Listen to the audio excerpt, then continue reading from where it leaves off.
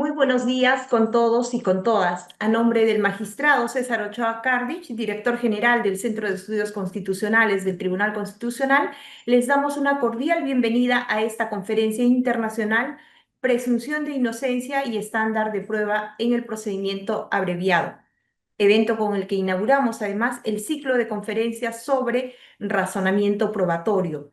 Y lo hacemos de la mano, nunca mejor dicho, de un experto en la materia como el profesor Jordi Ferrer Beltrán, a quien le estamos sumamente agradecidos por habernos hecho un espacio en su apretada agenda y tener la deferencia de haber aceptado la invitación que en su momento le cursara el director general, el magistrado Ochoa Cardich. Antes de dejarle en el uso de la palabra, profesor Ferrer Beltrán, y darle, por supuesto, una cordial bienvenida. Voy a hacer una muy breve presentación, aunque en Iberoamérica realmente, en este momento, en la filosofía del derecho y en el ámbito del derecho constitucional, el profesor Ferrer no necesita presentación porque es el autor más leído. Él es profesor titular de Filosofía del Derecho y director de la Cátedra Cultura Jurídica de la Universidad de Girona, España, doctor en Derecho por la Universidad Pompeu Fabra, codirector de Quaestio Facti, revista internacional sobre razonamiento probatorio, investigador principal en proyectos financiados por el Ministerio de Ciencia de España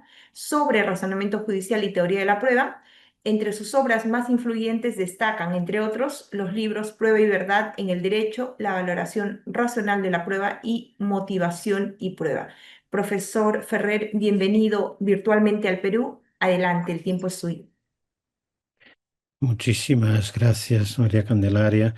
Es un placer acompañarles, aunque sea en modo virtual, y desde luego quiero iniciar con mi agradecimiento hacia el Tribunal Constitucional, hacia el Centro de Estudios Constitucionales y hacia el magistrado Ochoa Cardich por la amabilidad y las atenciones para conmigo.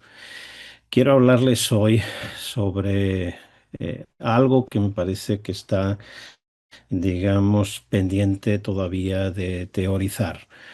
Se trata fundamentalmente del problema del estándar de prueba y las condenas sin juicio, fundamentalmente en el marco del procedimiento abreviado, en el proceso penal.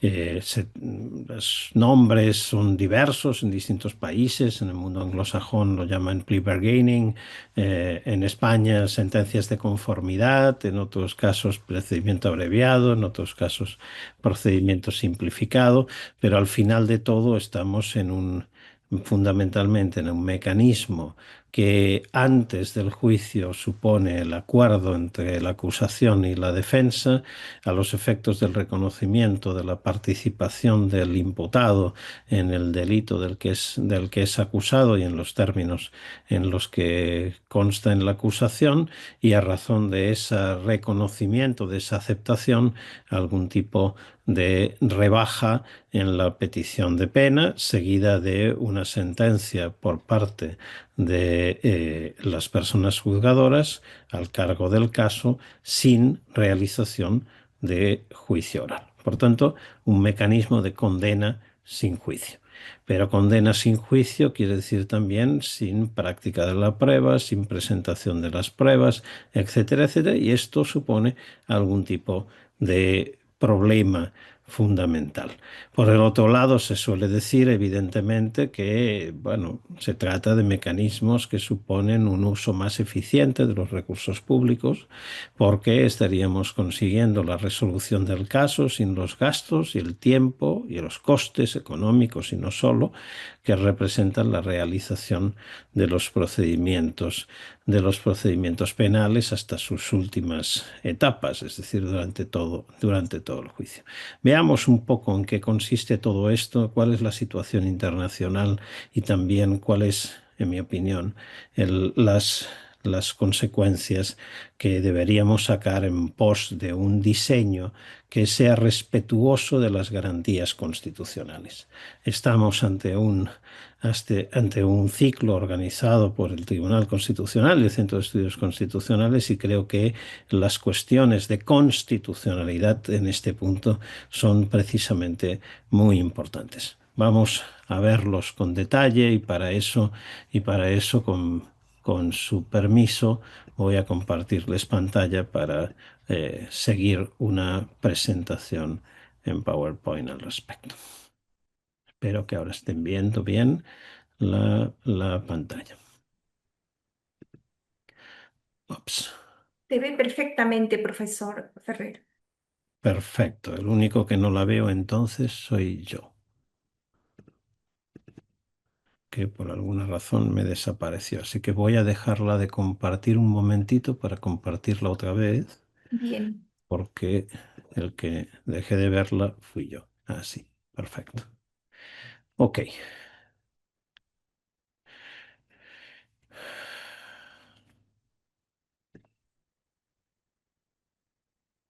Bien, pues ¿de qué estamos hablando y cuál es el contexto en que todo esto se produce? Déjenme que les dé algunos datos. En Estados Unidos se calcula que cerca del 97% de los casos penales federales se resuelven a partir de acuerdos de plea bargaining. Esto dio lugar a este informe que tienen ahora en el primer epígrafe, el segundo epígrafe de esta diapositiva, este informe llamado Disappearing Trial Report, es decir, el juicio en desaparición, el informe sobre la desaparición del juicio. La idea de que el juicio oral está en desaparición. Yo creo que no es poco este asunto, no solo por el juicio oral, sino porque cuando uno piensa en el modelo anglosajón, habitualmente piensa en un modelo en que la toma de decisiones es una toma de decisiones que en el campo de los hechos adopta el jurado. Pero si el juicio está en desaparición, también está en desaparición la decisión del jurado. Y por tanto, en realidad está en desaparición el jurado. El jurado a día de hoy, en los sistemas anglosajones, Estados Unidos, y lo mismo sucede en Inglaterra, en Nueva Zelanda, en Australia, etcétera, es una institución en desaparición, una institución meramente anecdótica. Menos del 1% de los casos penales llegan al jurado. Y por tanto, en realidad, se trata de algo, eso, anecdótico. Por tanto, el modelo, esa imagen idealizada casi casi de las películas de Hollywood, de que el proceso penal estadounidense es un proceso penal conjurado, pues habría que reformar o repensar un poco nuestras intuiciones porque no es así. Y tampoco es así en Inglaterra. Eh, en el caso de Inglaterra y Gales, el Crown Report Sentencing Survey Annual Publication relataba que para 2014, fíjense que han pasado 12 años, más del 70% de los casos penales se resolvían con guilty pleas y la tendencia era en aumento. No tengo los datos recientes, pero estaremos muy por encima de ese 70%. En Chile, con datos del 15 y el 16, por tanto 10 años ya, de las estadísticas del Ministerio Público, el 83% de las sentencias penales se dictaban con mecanismos de conformidad, procedimiento abreviado o simplificado, en cualquier caso sin juicio. Uruguay, con informe anual del 2021, perdón, del Observatorio de Justicia y Legislación, el 89,4% de los casos penales se resolvieron mediante procedimientos de sentencia sin juicio. México. Aquí los datos son realmente impresionantes. Según datos del Censo Nacional de Impartición de Justicia Federal de 2023, se dictaron en el sistema penal federal 3.404 sentencias condenatorias en procedimientos abreviados, por solo 6 sentencias condenatorias después de juicio oral. 6 sentencias condenatorias en todo el país en el sistema federal en juicio oral y 3.404 en sentencias de conformidad, es decir, en procedimientos abreviados. En España estamos también en torno al 80%. En este momento, reporte de 2022 nos situaba sobre el 63,86%, pero había en ese momento una limitación según la cual en los casos más graves, a partir con penas previstas por encima de los 6 años, no podía establecerse no podía llegarse a acuerdos de conformidad y, por tanto, a sentencias penales sin juicio. Los casos más graves, por tanto, tenían que ir necesariamente a juicio. Pero la Ley 1/2025, de principio de enero de 2025, eliminó ese límite. Y por tanto, desde entonces, todos los casos con independencia de su gravedad, pueden estar ya decididos en el marco de lo que aquí se denomina una sentencia de conformidad, es decir, sin juicio, una sentencia de condena penal sin juicio. Y estamos en números ahora mismo que nos llevan al 80% de los casos. Esta manera de resolver nos devuelve a un modelo preilustrado basado solo en la confesión. Este creo que es el primer punto importante. Uno de los grandes hitos de la Ilustración y por tanto de finales del siglo XVIII fue el de conseguir que la confesión, muchas veces obtenida tras tortura, no fuese una prueba suficiente en el proceso penal. Por tanto, que debería acompañarse, en su caso, esa confesión, de otras pruebas de cargo que permitieran confirmar la veracidad de la confesión misma. Ahora, en estos procedimientos abreviados, simplificados, plea bargaining, sentencias de conformidad, en todos estos procedimientos estamos ante la vuelta de las sentencias condenatorias sin juicio oral. Estamos ante la vuelta de las sentencias condenatorias basadas estrictamente en la confesión, en el reconocimiento de los hechos por parte del imputado. Si la respuesta fuera que sí, nos deberíamos preguntar también si los mecanismos, las ofertas, las presiones a las que puede ser sometido un imputado se acercan o no se acercan a aquello que en la preilustración llamábamos mecanismos de tortura. Muchas veces y normalmente en ese momento mecanismos de tortura física. Pero aunque hoy no tengamos mecanismos de tortura física, o al menos esperamos que estén prácticamente desaparecidos, cabría la posibilidad de entender que estamos ante mecanismos de tortura psicológica, cuando a un sujeto se le pone ante la dicotomía de elegir entre una posible condena a muchos años de cárcel o un acuerdo según el cual se garantizara, siempre que reconozca su culpabilidad, una condena mucho más leve o incluso la liberación inmediata. Pero bueno, llegaremos a esto. La respuesta a la pregunta de si estamos volviendo o no estamos volviendo, o ya hemos vuelto irremisiblemente a un modelo preilustrado en el cual la confesión basta para, para la condena, nos sitúa ante la pregunta de si el tribunal debe controlar o no la suficiencia probatoria al margen de la aceptación del imputado.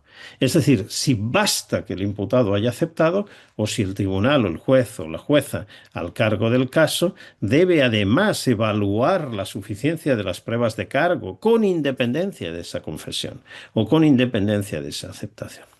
Pues bien, en 11 de los 19 países hispanoparlantes, el tribunal debe controlarlo. Es decir, según con la ley en la mano, a veces con la Constitución en la mano, el tribunal al cargo tiene que hacer el control de la suficiencia probatoria.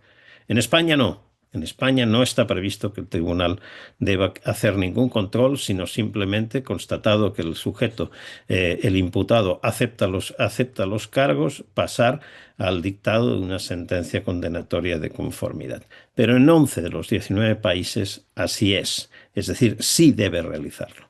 Veamos algunos ejemplos.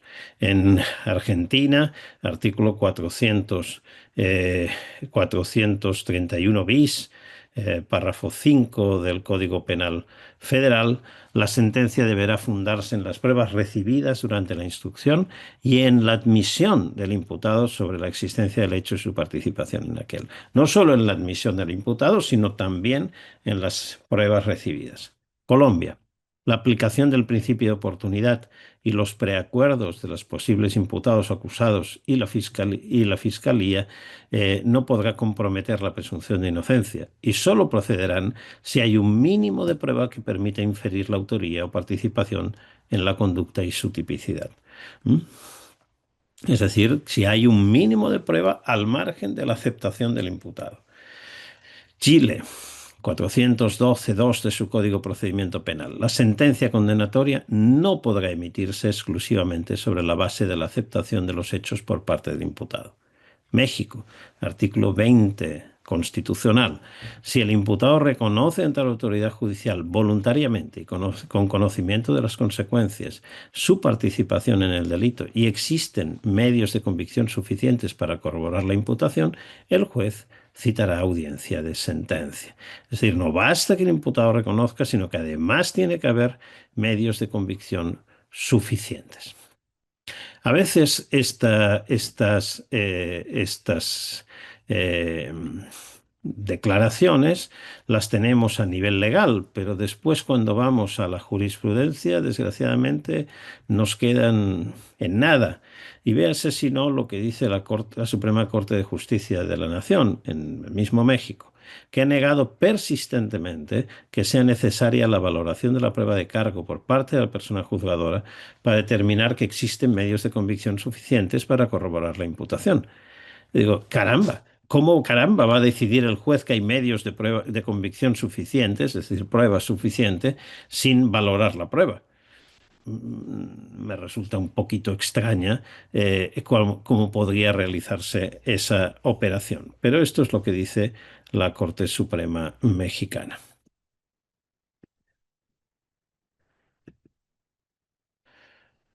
A ver, un momentito. Ecuador. Bueno, en Ecuador la Corte Constitucional se ha pronunciado al respecto de una manera que me parece bastante adecuada. En consecuencia, previo a que la Fiscalía proponga a la persona procesada y su defensa acogerse a un procedimiento abreviado, debe contar con elementos de convicción suficientes que, en caso de practicarse e introducirse como prueba en juicio, sean capaces de demostrar la existencia de la presunta infracción y la responsabilidad penal de la persona procesada. Pero a pesar de todo esto, deberíamos preguntarnos ¿y cuándo es suficiente la prueba? Es decir, mejor dicho, más que a pesar, dado que en todos estos países se está exigiendo que haya prueba suficiente de la culpabilidad al margen de la confesión del acusado para poder considerar derrotada la presunción de inocencia, deberíamos preguntarnos cuál es el estándar de prueba para entender que hay esa prueba suficiente. Y si nos preguntamos esto, las respuestas son, digamos que tristes. Casi ningún país del área, esos 19 países de habla hispana, casi ningún país regula el umbral de exigencia probatoria específico para el procedimiento abreviado. Los que lo hacen suelen requerir el estándar de prueba, el mismo estándar de prueba que para la condena tras juicio, sea que lo hagan legal o jurisprudencialmente. Legalmente lo requieren El Salvador, Honduras, Paraguay o la República Dominicana, que requieren en todos los casos la certeza. Jurisprudencialmente, Argentina ha requerido la certeza, Bolivia la convicción, Costa Rica la certeza, Venezuela también. No se pronuncian en sus legislaciones y hasta donde yo conozco tampoco en la jurisprudencia Chile, Colombia, Ecuador, Guatemala, México, Nicaragua, Panamá, Perú o España. En España, como saben, ni siquiera está previsto que deba reevaluarse la prueba o que deba controlarse que hay prueba suficiente al margen de la confesión misma. En otros países de los mencionados sí debería hacerse, pero en cambio no se dice cuál es el umbral de suficiencia probatoria. Sí lo dice, sí lo regula específicamente el Código Procesal Penal uruguayo, el único de la región, pero solo para decir que el estándar de prueba no es el mismo que en el juicio oral, sin decirnos cuál es. Se dice expresamente por el 142 del Código Procesal Penal de Uruguay que el estándar de prueba no va a ser el mismo que para el juicio oral, pero insisto, no nos dice cuál es. Así que en esta situación y planteado así el contexto, cabe que nos planteemos cómo podríamos diseñar un estándar de prueba para los procesos que acaban en sentencia sin juicio. Quiero anticipar desde ahora que mi actitud político-constitucional al respecto sería simplemente favorable a la eliminación de estos mecanismos, es decir, a la vuelta a un modelo en el cual las condenas en el proceso penal solo puedan producirse después del desarrollo de un juicio oral con todas las garantías. Pero creo que si no estamos dispuestos a llegar a ese extremo abolicionista de los procedimientos abreviados, deberíamos cuanto menos eh, regular adecuadamente esos procedimientos abreviados. Es decir, no limitarnos solo a decir que debe haber una prueba,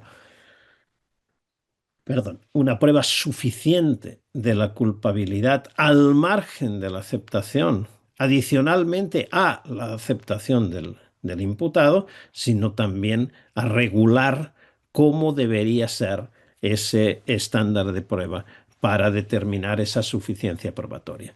Si no hacemos esto, entonces será cada juez individual el que estimará discrecionalmente, yo diría más bien casi arbitrariamente, si la prueba le parece suficiente, y en muchísimos casos ni siquiera se va a pronunciar al respecto y se va a limitar a constatar que defensa y acusación han alcanzado un adecuado, un acuerdo, y que ese acuerdo se ha producido en condiciones, digamos, de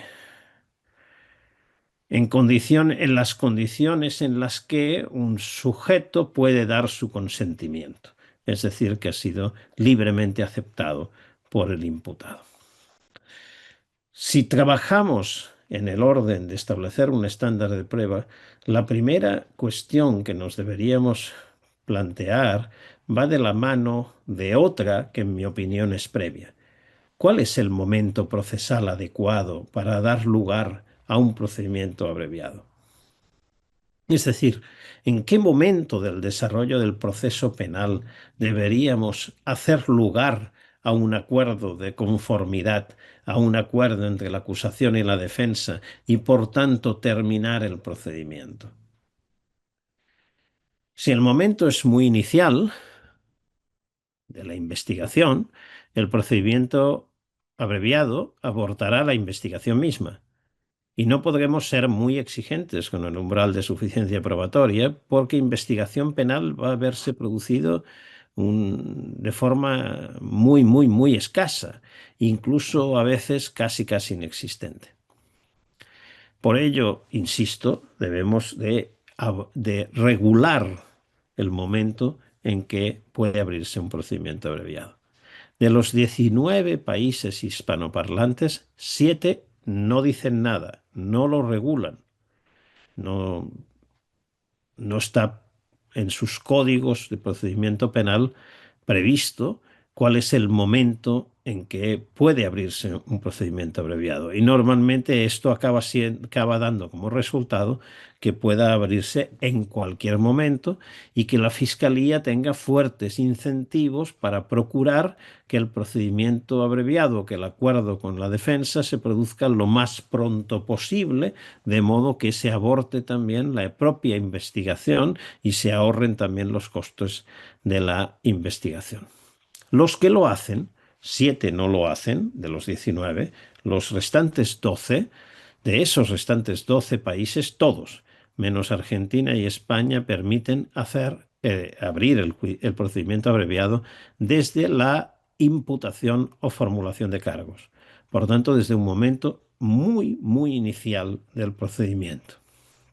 Y desde luego, en mi opinión, esto es incompatible, incoherente con requerir estándares de prueba elevados. En todos estos países donde se dice, no, hay que alcanzar la certeza, oiga, pues usted alcanza la certeza muy fácilmente.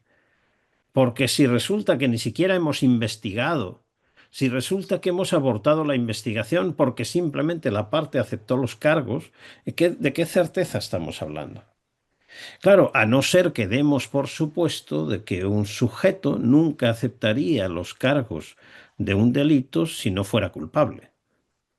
Pero esto es una presuposición, un auto de fe que difícilmente es compatible con la realidad de los hechos. Hay incentivos perversos muy fuertes para que un sujeto inocente pueda aceptar la comisión de un delito que, por supuesto, en tanto que inocente, no ha cometido. Piensen solo, por ejemplo, en un sujeto que lleva 2 años de prisión preventiva, que le están formulando una acusación y una petición de cargos que supone una pena de 10 años de cárcel y que el fiscal le dice, bueno, pero si aceptamos, si aceptas los cargos, lo dejamos en 2 años y medio. Y como ya has cumplido 2 años, dentro de 2 meses sales. El sujeto está entre una opción que supone la salida de la cárcel prácticamente inmediata o una opción alternativa en la cual su prisión preventiva va a continuar hasta tanto no se realice el juicio oral, vaya usted a saber cuándo, y arriesgándose a una condena de 10 años de cárcel.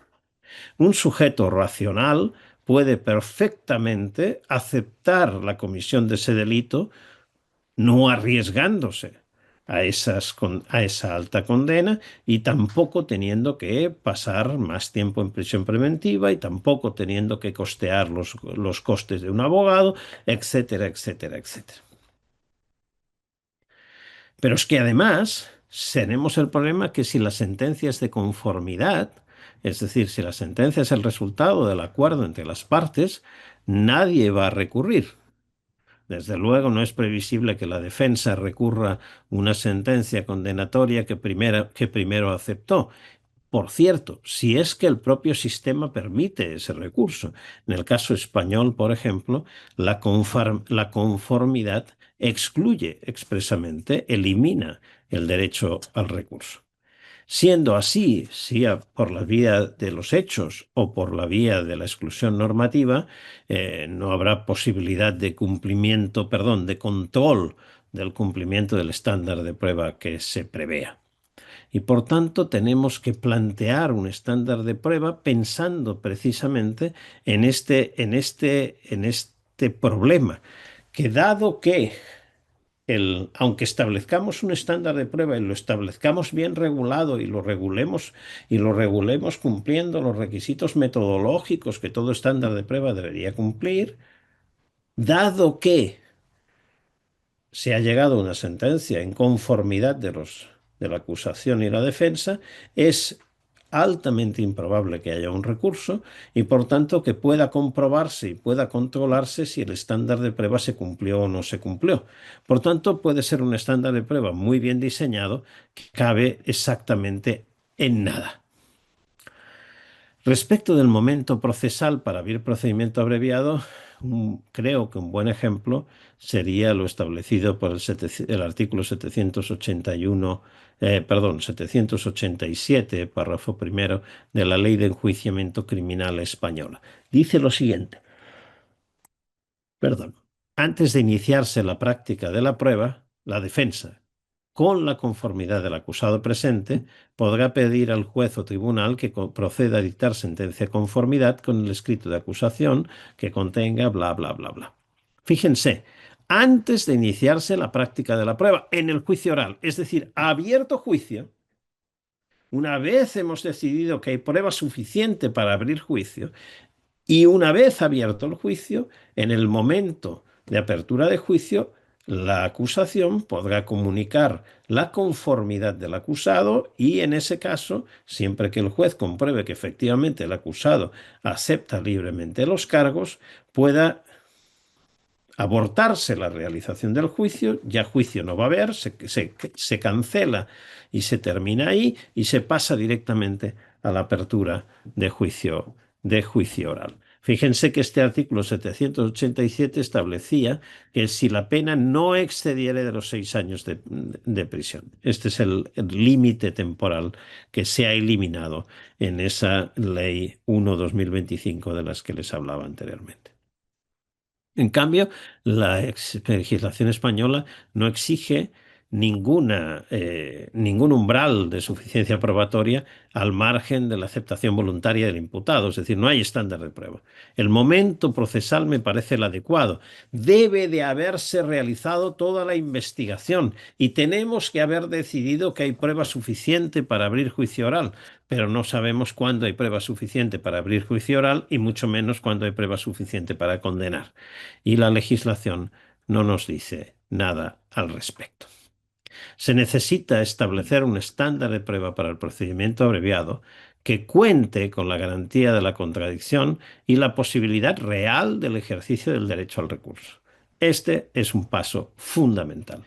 ¿Cómo podemos hacer esto? ¿Cómo podemos hacer que se garantice el ejercicio de la contradicción, que se garantice el real ejercicio del derecho al recurso si las dos partes acuerdan?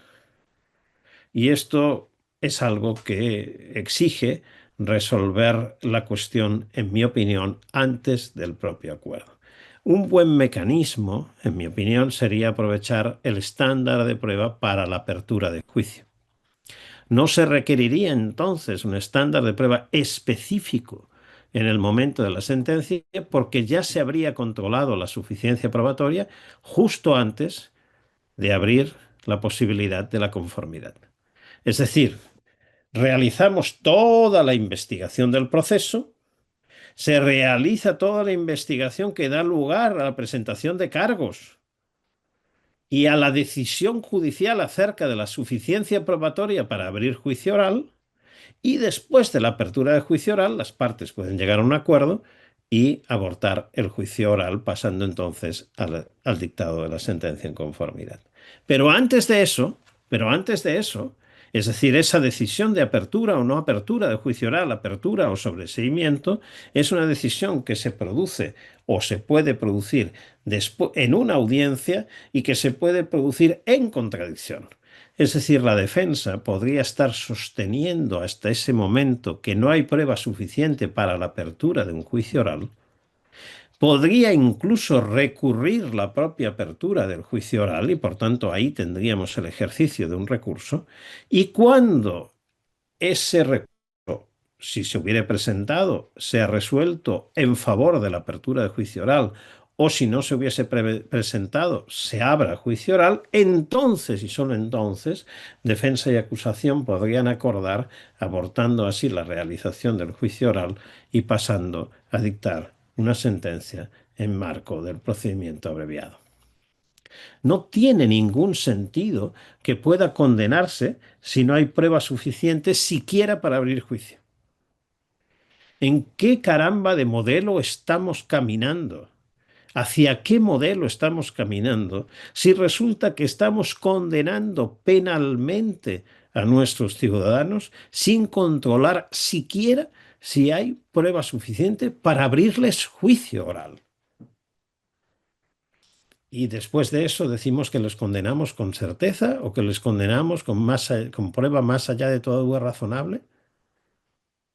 Es una prueba, es una broma de mal gusto decir que se respeta la presunción de inocencia, que se respeta un estándar de prueba, que se alcanza un estándar de prueba de certeza o que se alcanza un estándar de prueba de más allá de todo razonable, si ni siquiera hemos controlado si hay prueba suficiente para abrir juicio oral o no lo hay.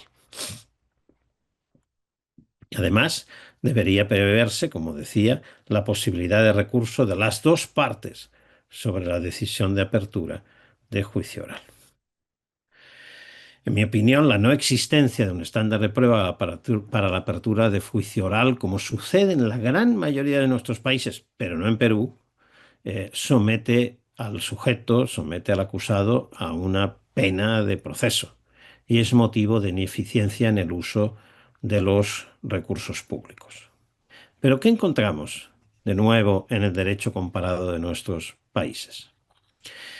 Si vamos en este caso a Costa Rica, sentencia de la Corte Suprema de Costa Rica, asume el principio de progresividad de los estándares de prueba. La idea del principio de progresividad es interesante y hasta donde yo conozco fue una innovación, al menos terminológica, de la Corte Suprema peruana. La Corte Suprema peruana estableció que el nivel de exigencia probatoria debería ser progresivamente más alto, progresivamente más exigente, cuanto más hacia el final nos encontremos del proceso penal. Es decir, al inicio del procedimiento, si hay que tomar decisiones sobre la prueba, por ejemplo, para decidir si imputamos o no imputamos a un sujeto, o si adoptamos una cierta medida investigativa intrusiva de derechos fundamentales, por ejemplo. Más adelante, cuando decidimos sobre una medida cautelar, más adelante, cuando decidimos sobre la apertura de juicio oral, o más adelante, cuando decidimos sobre una sentencia condenatoria o absolutoria, en esas distintas decisiones que se producen en momentos distintos del procedimiento, deberíamos seguir un principio de exigencia progresiva. Cuanto más adelante estamos, mayor la exigencia probatoria; cuanto más al inicio estamos del procedimiento, menor la exigencia probatoria. Así que la Corte Suprema de Costa Rica asume también ese principio de progresividad de los estándares de prueba y hace, creo, un interesante recorrido por los distintos niveles de exigencia. Pero respecto de la apertura de juicio solo dice esto: asimismo, aun cuando la normativa procesal no lo dispone de forma expresa, considerando la fase del proceso y atendiendo a la racionalidad del acto, el estándar probatorio para el dictado de la apertura de juicio es menor al requerido para dictar una sentencia condenatoria. Y ahí nos quedamos. Bueno, es menor, ok, gracias por reconocerlo, pero ¿y cuál es ese estándar? Si no sabemos cuál es ese estándar, no vamos a tener nada. El Codice di Procedura Penale italiano, modificado por la reforma Cartabia en 2021, dio un paso adicional y estableció que el juez pronunciará sentencia de no lugar a proceder, es decir, de no apertura de juicio, cuando los elementos de juicio disponibles no permitan formular una razonable previsión de condena. ¿Mm? Bueno, si con las pruebas que tengo, que han sido presentadas por la acusación, más las pruebas de descargo presentadas por la defensa, no es siquiera previsible que pudiéramos llegar a una situación, a una condición a una situación en la que estuviera justificada la condena después del juicio oral, si no es previsible que con estas pruebas podamos llegar a satisfacer el estándar de prueba previsto para la condena, que en Italia es el más allá de todo razonable, entonces, ¿para qué continuamos? Y la reforma Cartabia lo justificó especialmente en la eficiencia del uso de los recursos públicos.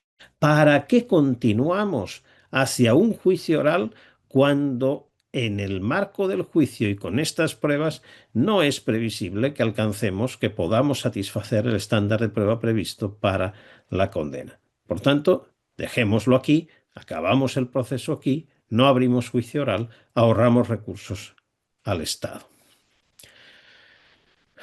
Lo mismo se estableció en el anteproyecto de ley de enjuiciamiento criminal en España. Pero, fíjense, el sobreseimiento por insuficiente fundamento de la acusación procederá cuando, atendidos los medios lícitos de prueba por que la parte acusadora pretenda utilizar en el juicio oral, la acción penal sea manifiestamente improsperable. Es decir, cuando es manifiesto que con esto no vamos a alcanzar el estándar de prueba penal. En 2017, como ustedes sabrán mucho mejor que yo, la Corte Suprema de Justicia peruana estableció en su sentencia plenaria casatoria 1/2017 una serie de requisitos siguiendo la ordenanza procesal penal italiana, es decir, Código Procedimiento Penal italiano, perdón, italiano, alemán, y estableció una serie de requisitos en marco a entender distintos niveles de sospecha hasta poder llegar a la condena. Sinceramente, me parece que son tan imprecisos, tanto en su modelo, en su versión alemana como en su versión peruana, que poco nos ayudan en este campo.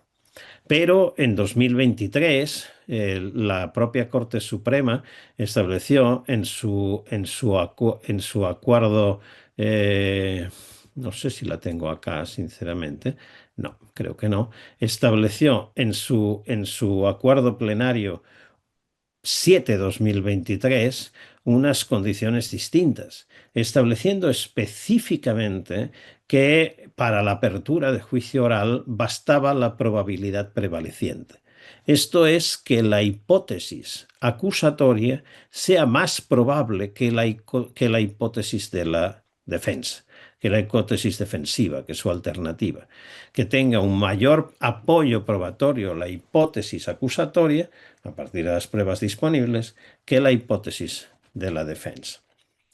Esto se traduciría, en mi opinión, dado que además ese acuerdo plenario 7/2023 establece que no hay ningún requisito de peso probatorio, es decir, que simplemente con las pruebas disponibles se evaluará cuál es la mayor probabilidad, pero no se juzgará, no deberá juzgar el juez de la etapa intermedia si hay lagunas probatorias, si faltan pruebas, etcétera, sino simplemente comparar las pruebas de cargo y de descargo y a la luz de las pruebas de cargo y de descargo decidir cuál es la hipótesis más probable.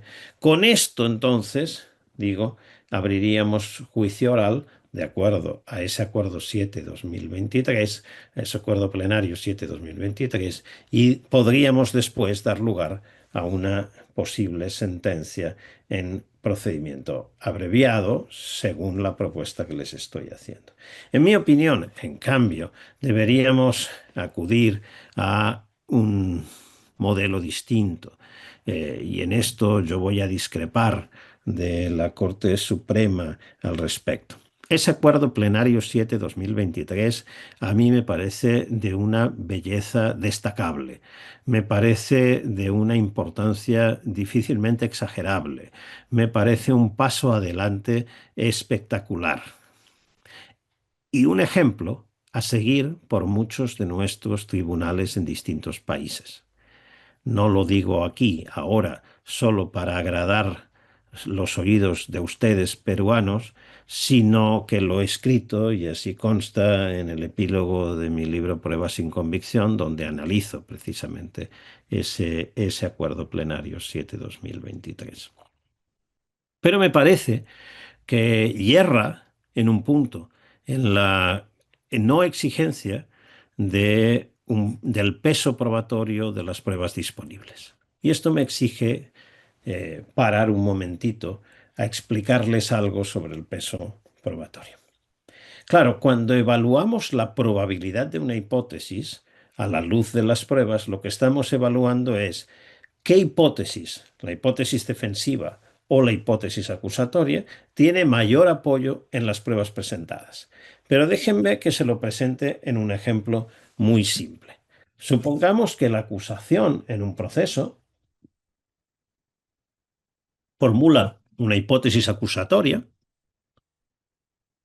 su teoría del caso, dicen los de la litigación, formula una hipótesis acusatoria y presenta solo una prueba.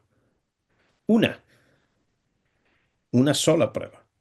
Y además una prueba débil, una pruebecita, una prueba sin una gran fiabilidad.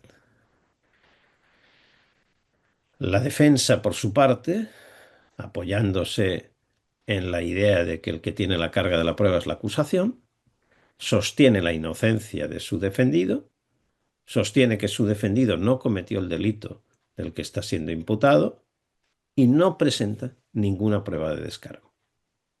Así que tengo ahora un acervo probatorio tremendamente pobre, conformado por una sola prueba de cargo y ninguna de descargo. Y ahora tengo que evaluar hipótesis acusatoria e hipótesis defensiva, cuál de ellas tiene mayor apoyo en las pruebas presentadas.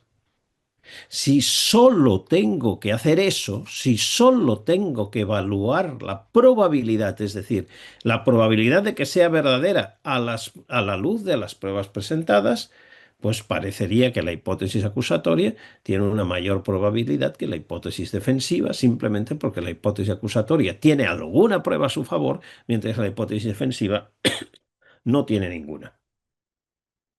Pero ¿nos bastaría esto para abrir juicio oral?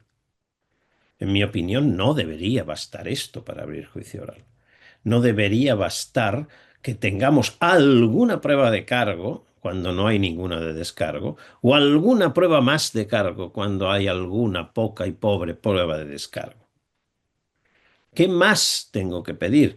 Pero cualquier cosa más que pida ya no será solo la mera comparación de la probabilidad de las dos hipótesis, sino que va a ser algo acerca de cuán rico debe ser el acervo probatorio que tenemos. Es decir, no basta con que haya esa pruebecita de cargo, sino que tenemos que tener un acervo probatorio en el que estén, ¿qué?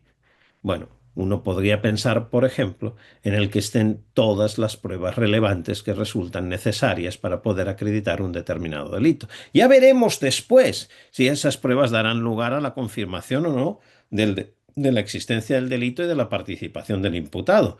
Puede resultar que lleguen los testigos al proceso y digan que no se acuerdan de nada. Puede resultar que llegue un perito al proceso y lo que nos diga o el resultado de su peritaje no le salga bien a la acusación y por tanto no confirme la hipótesis acusatoria. Pero las pruebas disponibles son las que tienen que estar. Y esto es siempre pensable en línea de hipótesis. Si tenemos un delito sexual, la persona denunciante, normalmente una mujer, porque ellas suelen ser las víctimas de los delitos sexuales, ha presentado la denuncia inmediatamente, ha llamado a la policía inmediatamente después de que se produjeran los hechos. ¿Qué es lo que tenemos que tener? Dices, pues evidentemente, cuanto menos debo tener una exploración forense realizada en esta persona, a los efectos de poder ver si encontramos algún vestigio que nos permita identificar al agresor. ¿Qué más tengo que tener? Bueno, pues la declaración de la propia persona denunciante. ¿Qué más tengo que tener? Bueno, en función de cuál sea el relato, voy a tener que tener unas cosas u otras. Bueno, no, tendré que tener más cosas. Resulta que los hechos se produjeron en una discoteca que tiene cámaras de seguridad, pues entonces tendré que tener las grabaciones de las cámaras de seguridad de esa discoteca y así sucesivamente. Entonces podemos preguntarnos, ¿y las pruebas relevantes que son necesarias para decidir este caso están o no están en el proceso? Porque si resulta que no están, entonces no tengo un acervo probatorio completo, es decir, hay lagunas probatorias, y si resulta que sí están, entonces tengo un acervo probatorio completo. ¿Qué es lo que estoy midiendo? El grado de completitud del acervo probatorio como un requisito para después poder comparar en función de ese acervo probatorio completo, poder comparar qué hipótesis es más probable. El Acuerdo 7-2023, el Acuerdo Plenario 7-2023 de la Corte Suprema, descartó esta exigencia de peso probatorio y la descartó con el argumento de que en Perú no hay sobreseimiento provisional y por tanto todo sobreseimiento sería un sobreseimiento definitivo y siendo entonces que es definitivo, esto pudiera dar lugar a una gran impunidad, es decir, a muchos culpables que resultarían no absueltos, pero sus casos sobreseídos y por tanto de forma definitiva no se podría perseguir esos delitos. Pero la alternativa, entendiendo por qué lo dice la Corte Suprema, me parece que la alternativa nos lleva a muchos casos de eso que la reforma Cartabia en Italia pretendía evitar. Casos en los cuales llegaremos a juicio oral con acervos probatorios tremendamente escasos que no van a permitir previsiblemente una condena si la condena respeta el estándar de prueba exigente previsto para la condena en un proceso penal, porque ya sabemos que esto no necesariamente ocurre siempre. Claro, si nos bastara esa pruebecita para abrir juicio oral, el estándar de prueba de apertura de juicio oral no sería una garantía a los efectos de considerar que con ese estándar de prueba tenemos suficiente para condenar sin juicio. Fíjense, mi paso argumentativo era, necesitamos, primer paso, que toda la investigación se haya realizado y se hayan obtenido las pruebas de cargo correspondientes. Segundo, que sea evaluado ese acervo probatorio en etapa intermedia, decidiendo si hay prueba suficiente o no para apertura de juicio oral. Y tercero, entonces, ahora sí, poder llegar a la conformidad en procedimiento abreviado. Pero ese estándar de prueba para la apertura de juicio oral, entonces debe ser un estándar de prueba medianamente exigente. Porque si es un estándar de prueba como el estándar 7 que yo propuse en pruebas sin convicción y que ha sido asumido por ese acuerdo plenario 7-2023, con ese estándar de prueba tan bajo, no estaríamos dando las garantías que necesitamos para llegar a una condena.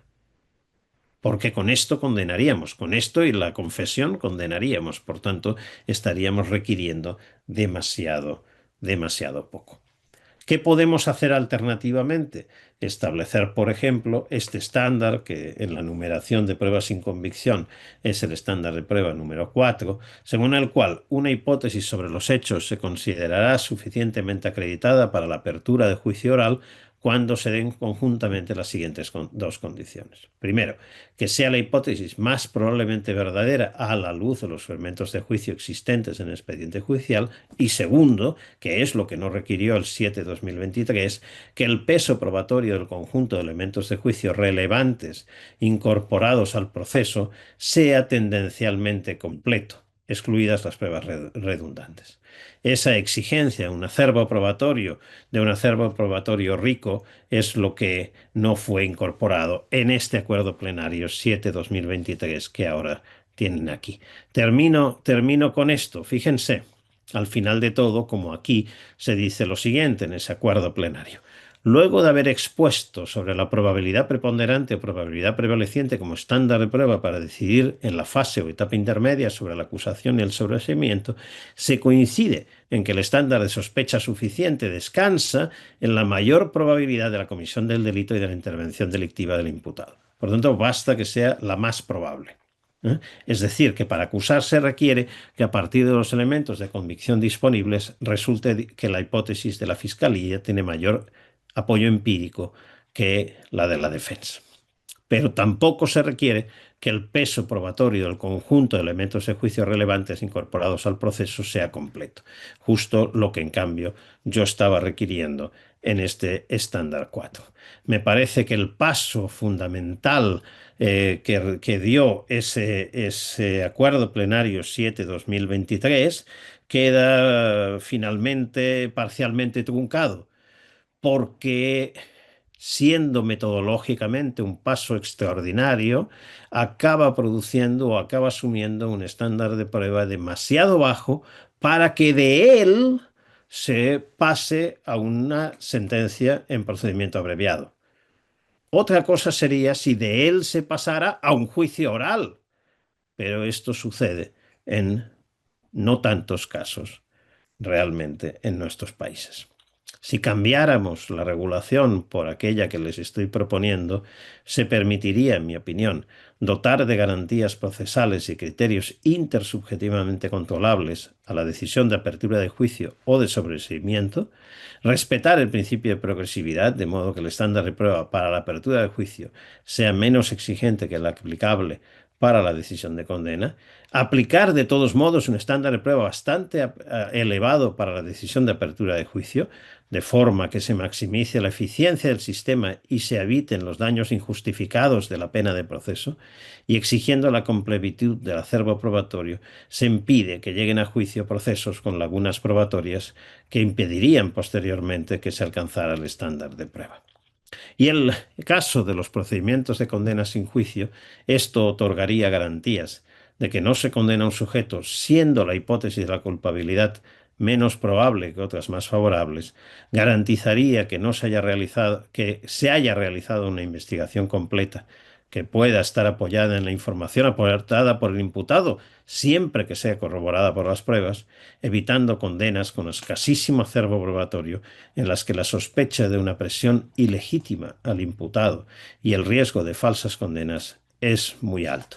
Y esto, por fin, permitiría el control de la decisión de apertura de juicio previo al procedimiento abreviado en sede de recurso. Todo ello nos devolvería al menos a un sistema de garantías que nos haga pensar que la presunción de inocencia estaría preservada. De otro modo, sencillamente, estamos abandonándonos a la barbarie, estamos abandonándonos a un sistema de ausencia total de garantías. Y me temo que este es el camino que estamos recorriendo en muchísimos de nuestros países, empezando por España. Muchas gracias y estoy a su disposición para cualquier Muchísimas pregunta. gracias, profesor Jordi Ferrer, por su conferencia. Queremos agradecer también a las cerca de 500 personas que nos han acompañado desde distintas partes del Perú el día de hoy. Por favor, el equipo SEC está enviando el registro de asistencia. Les suplicamos que cumplan con ese requisito para que les podamos enviar su certificación con mucho gusto. Tenemos varias preguntas en realidad. Les agradecemos mucho a los fundamentalmente asesores jurisdiccionales del Tribunal Constitucional, a los jueces y juezas del Poder Judicial y a los abogados y abogadas del Perú que nos han ido enviando varias preguntas. Yo tengo la difícil tarea de seleccionar, voy a seleccionar tres preguntas que son las siguientes, profesor Ferrer. La Sí. primera es, si el estándar de prueba establece las condiciones epistémicas suficientes para justificar una decisión, pero su contenido depende de criterios como coherencia, corroboración o exclusión de hipótesis alternativas plausibles, ¿cómo evita su teoría que dicho estándar se convierta en una cláusula abierta cuyo contenido solo pueda determinarse ex post por el juez, debilitando así su función de guía ex ante de control intersubjetivo de la decisión? Adelante, o leo las tres. No, no, está bien, si me permite Mil contestar cada gracias, una de adelante. ellas. Eh, Esta ha sido una observación crítica que he recibido, por ejemplo, por parte del profesor y amigo Jordi Nieva. Jordi Nieva dice, bueno, y la coherencia no es controlable intersubjetivamente, es un elemento subjetivo. O si una hipótesis es más o menos plausible, también es subjetiva. A unos le puede parecer plausible y a otros no les puede parecer plausible. Pero quizás esto es producto de una lectura apresurada de tal como yo defino estos conceptos. Expresamente en el caso de la coherencia, yo estoy hablando de coherencia lógica, es decir, que no haya contradicción, que se trate de una hipótesis que no sea contradictoria. Porque una hipótesis contradictoria es falsa. Por tanto, una hipótesis para ser considerada como tal y tomada en serio en un procedimiento, y mucho más para que pueda servir a los efectos de tomar una decisión condenatoria, debería ser una hipótesis coherente, en el sentido de no contradictoria. Y por tanto, la coherencia lógica no es un elemento subjetivo, sino que es controlable intersubjetivamente, es un elemento que sirve como guía ex ante y que puede ser controlado ex post por un tribunal superior. Y lo mismo sucede con la plausibilidad, tal como es definida en mi obra. Yo entiendo la plausibilidad en un sentido muy mínimo, que es exactamente como compatible con nuestro conocimiento del mundo. ¿Mm? Compatible con nuestro conocimiento del mundo. Bueno, pues si me vienen como hipótesis defensiva o como hipótesis acusatoria, vaya usted a saber, se me afirma que el sujeto estaba paseando por delante de donde se produjo donde se produjeron los hechos cuando fue abducido por una nave marciana, lo tuvieron un par de horitas ahí y cuando lo soltaron le pusieron las joyas robadas en su bolsillo, pues oiga, esa hipótesis no es plausible, porque es una hipótesis incompatible con nuestro conocimiento del mundo. También sería una hipótesis incompatible con nuestro conocimiento del mundo, aquella que supusiera que en el marco de unos hechos en los que ha habido un gran incendio, una persona ha cruzado sin un traje ignífugo, sin ningún tipo de protección por donde estaban las llamas y ha llegado a no sé dónde o ha cometido un cierto delito. Mire, esto no es posible, esto tal como es el mundo y como nosotros lo conocemos, esto no es plausible que haya sucedido. Por tanto, entendidos en estos términos, los requisitos son requisitos que no son subjetivos, que no son sujetos a discrecionalidad y que perfectamente guían la conducta ex ante y son controlables ex post. Por lo tanto, creo que todo consiste en cómo definimos exactamente los conceptos y entendidos en este modo, el problema no se plantea y permiten tanto la guía de la conducta del juez como el control posterior por un tribunal superior en sede de recurso. Muchísimas gracias. La segunda pregunta es la siguiente. Si el estándar para la apertura de juicio oral exige que la hipótesis acusatoria sea la más probablemente verdadera y que el conjunto de la prueba relevante sea tendencialmente completo, no se corre el riesgo de exigir un umbral epistémico demasiado cercano al de la condena, desdibujando la función filtradora de esta etapa procesal.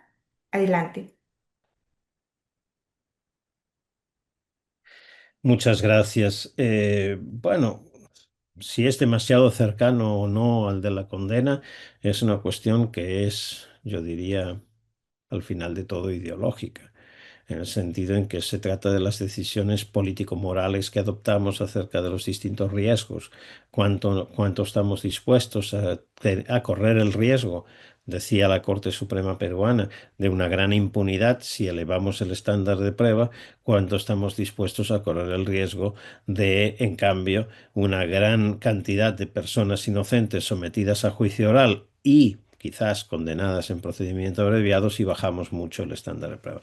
Esto es, en mi opinión, una cuestión que tiene que ver también con nuestra ideología del proceso. Pero fíjese que, en mi opinión, no estamos tan cerca del estándar de prueba previsto para la condena. El estándar de prueba que la propia Corte Suprema peruana ha establecido como estándar de prueba para la condena en el proceso penal ha adoptado, siguiendo mi propuesta en pruebas sin convicción, el estándar de prueba número 3.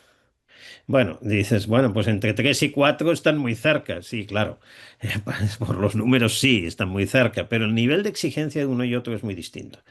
Porque el nivel de exigencia del estándar de prueba número 3 requiere que la Fiscalía haya refutado la hipótesis alternativa eh, postulada por la defensa o la hipótesis de la negación de la acusación. Haya refutado, esto es, demostrado la falsedad de esa hipótesis. Y son dos cosas muy distintas, es decir, que a la luz del acervo probatorio debe haber una probabilidad prevaleciente de una hipótesis, es decir, ser más probable que otra, es muy distinto de decir que para que ésta pueda ser considerada probada hay que haber demostrado que la otra es falsa, no que la otra es menos probable, sino que la alternativa es falsa. Por tanto, el nivel de exigencia probatoria para poder considerar acreditada la hipótesis de la culpabilidad a los efectos de la condena según el estándar 3 requiere la falsación, requiere que se demuestre la falsedad de la hipótesis alternativa, cosa que en cambio el estándar de prueba número 4 no requiere porque le basta con la mayor probabilidad de una hipótesis respecto de la otra.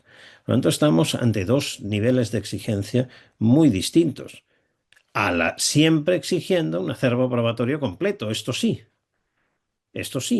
porque es lo mínimo que puedo requerir para tener unas ciertas garantías, primero, de que si hay juicio podré llegar al estándar de prueba requerido, y si no hay juicio, estamos posiblemente condenando a una persona, si hay un procedimiento abreviado, condenando a una persona con un acervo probatorio que al menos nos da unas ciertas garantías de que esa persona no sea una persona inocente. Y por tanto, creo que no está tan cerca del estándar de la condena, pero tampoco está tan lejos como nos lleva al estándar 7, que en mi opinión exige demasiado poco. Muchísimas gracias, profesor, de verdad, muchas gracias. Tenemos una última pregunta. Bueno, en realidad tenemos muchísimas preguntas, pero por su tiempo también una última pregunta. En el marco del derecho procesal peruano y de las legislaciones comparadas sobre el principio de oportunidad, la exigencia de contar con medios de convicción suficientes para recurrir a la terminación anticipada resulta suficiente para alcanzar el umbral del estándar de prueba requerido para una decisión condenatoria? Adelante. Temo que no entendí la pregunta. Bien. Eh, a ver, ¿la puede repetir para... Sí, con mucho gusto, con mucho gusto. En el marco del derecho procesal peruano y de las legislaciones comparadas sobre el principio de oportunidad, la exigencia de contar con medios de convicción suficientes para recurrir a la terminación anticipada, ¿resulta suficiente para alcanzar el umbral del estándar de prueba requerido para una decisión condenatoria? Claro, es que el problema es que, de acuerdo al principio de oportunidad, la fiscalía puede decidir si lleva adelante un caso o no lleva adelante un caso, pero el asunto es si la fiscalía decide si lleva adelante el caso, entonces si esta decisión de la fiscalía es refrendada por la corte, el juez de la etapa intermedia, y decide abrir juicio oral o no decide abrir juicio oral. Y este es el problema, si el ¿cuál es el estándar de prueba para la apertura de juicio oral? En mi opinión, un estándar de prueba que es al menos distinto de aquel o de aquello que regula el principio de oportunidad, porque el principio de oportunidad puede ser guiado por razones políticas de oportunidad. Políticas no en el sentido de la política de los partidos políticos, sino en el sentido de orientación de políticas públicas. Decidimos, por ejemplo, no prestar demasiada atención a la persecución de delitos muy leves porque estamos concentrando la actuación de la policía, la actuación investigadora, la actuación de la fiscalía en cierto otro tipo de delitos. Esto es correcto de acuerdo al principio de oportunidad, allá donde rige el principio de oportunidad. En el caso español, por ejemplo, no lo tenemos, pero allá donde rige esta posibilidad existe. Y esto es una cosa que obedece a los criterios de oportunidad de la Fiscalía y es algo muy distinto de si tenemos o no tenemos para ese caso concreto pruebas suficientes para seguir adelante en el juicio oral. Y me parece que entonces un estándar de prueba para la apertura de juicio oral debe ser independiente de los problemas de principio de oportunidad, donde no necesariamente tiene que haber propiamente un estándar de prueba. Bien, muchísimas gracias, profesor Ferrer. Quisiéramos reiterarle nuestro agradecimiento por su participación el día de hoy en el Centro de Estudios Constitucionales del Tribunal Constitucional. Como habíamos señalado, una de las funciones principales del Centro de Estudios Constitucionales es fomentar el conocimiento en temas constitucionales y con la magnífica conferencia del día de hoy cumplimos plenamente ese objetivo. También agradecemos a todas las personas que nos han acompañado y los invitamos a nuestras próximas conferencias. Pueden visitar la página web, en ella tendrán toda la información sobre la el calendario de actividades. De este modo, entonces, concluimos este evento académico agradeciendo nuevamente a todas y a todos. Muy buenas tardes y muy buenas noches en España. Gracias.